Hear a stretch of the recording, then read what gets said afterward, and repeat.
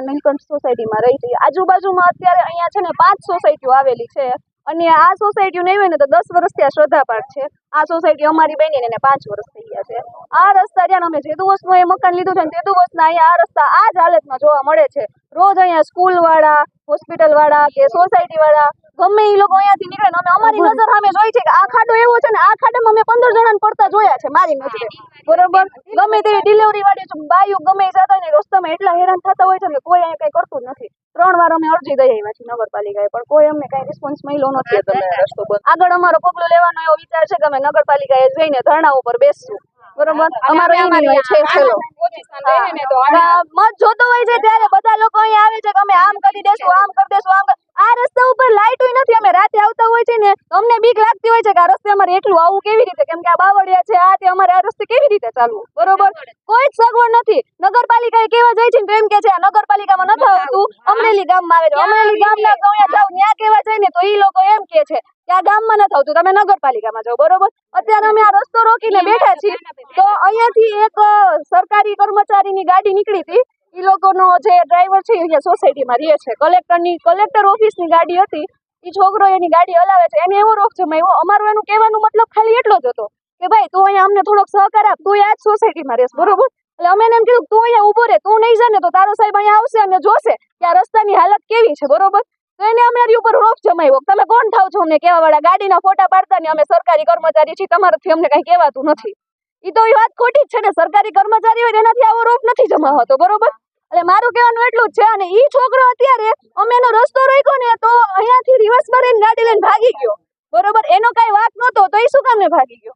મારું કહેવાનું ઈ જ થાય છે કે અમારો આ રસ્તો સુધારવામાં કઈક કામગીરી કરાવો અને છે ને અમારા રસ્તા સરખા બનાવો। રોજ એક્સિડન્ટ થાય છે, અમે હેરાન થાય છે। અમે આટલા મત આપી છીએ તોય અમે પ્રજા શું કામને હેરાન થાય? અમને કઈક તો ફાયદો થવો જોઈએ ને એમ કે છે કે અમે હા કરી દેશું, ઓલું કરી દેશું, કઈ કરતા નથી। કાનાભાઈ આવ્યા હતા ને, કાનાભાઈએ કીધું તું કે મને મત આપજો હું આ રસ્તો બનાવી દઈશ, પણ આ રસ્તો હજી બન્યો નથી। દર વર્ષે મત લેવા આવે છે, મત આપી છે પણ રસ્તા બનતા નથી। મારું કહેવાનું ઈ જ છે અને હવે મત મળશે પણ નહીં, બધા લોકોને કહેવાનું ઈ થાય છે। ઈ કલેક્ટર સાહેબની ગાડી હતી, ગવર્મેન્ટ ઓફ ગુજરાત લખેલું હતું, ઇનોવા ગાડી। ડ્રાઈવર દરવાજો ખોલીને બહાર નીકળી ગયો બૈરા સાથે, જેમ તેમ ગાડી કરતો હતો। બૈરા તો પછી એને પહોંચી ન શકે એટલે પછી ઈ રિવર્સ લઈને અને ઘડીક વાર ત્યાં ઉભો રહ્યો અને ખબર પડી કે સિચ્યુએશન મારાથી હેન્ડલ નહીં થાય। પછી પ્રેસ વાળા લોકો એના ફોટા પાડ્યા, વિડીયો ઉતાર્યો તો એમ કહેતો હતો મારો વિડીયો નહીં ઉતારવાનો તમારો, આ ગવર્મેન્ટની ગાડી છે એમ। અને પછી અમે લોકો અહીંયા રસ્તા ઉપર ઉભા હતા એટલે પછી છટકીને આમ પાછળથી ભાગી ગયો છે। મારું નામ હરસુરભાઈ બોલાભાઈ મઠિયા। એવું છે કે આ શ્રદ્ધાથી માંડીને યમુનાનગર સુધીની લાઇટ, રોડ, રસ્તા કોઈ જાતની સુવિધા નથી। કાંતિભાઈ અમૃતિયા જયારે જીતા હતા ત્યારે કહેતા હતા કે હું તમને આ કરી દઈશ, આ કરી દઈશ। અત્યારે બધાને લોલીપોપ આપીને નીકળી ગયા, કોઈ જાતના કામ કરતા નથી અને કોઈ જાતનું કોઈ પબ્લિક ને અહીંયા કામ બરોબર મળતું નથી, કામ કરી શકતા નથી। હમણાં અહીંયાથી કલેક્ટર સાહેબની ગાડી નીકળી તો એનો ડ્રાઈવર રોપ જમાવા માંડ્યો। સરકારી કર્મચારી હોય તો એમને પણ 5 મિનિટ ઊભું રહેવું પડે, એને આવો રોપ ન જમાવી શકાય। એને એટલી સમજણ હોવી જોઈએ કે આપણે આ ધંધો ના કરાય એમ। આપણે કાયદેસર ગાડી ચલાવી છે તો આપણે કાયદેસર ઊભું રહેવું પડે, કેમ કે આવડી પબ્લિક ઊભી છે તો આપણે એક ઊભા રહી તો કાંઈ 2-5 મિનિટમાં મોડું ન થઈ જાય, બરાબર। એટલે આ બધી વસ્તુ, રોડ, રસ્તા, લાઇટ ને આ બધું અમે કામ કરાવવા માંગી છીએ।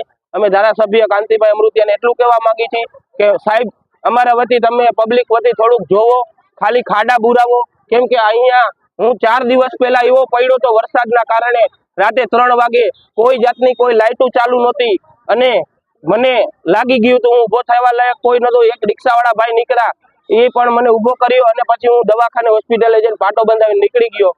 પછી મેં કીધું જે કાંઈ થયું ભલે થયું, બીજું આમાં હું બીજું કાંઈ કહેવા નથી માંગતો।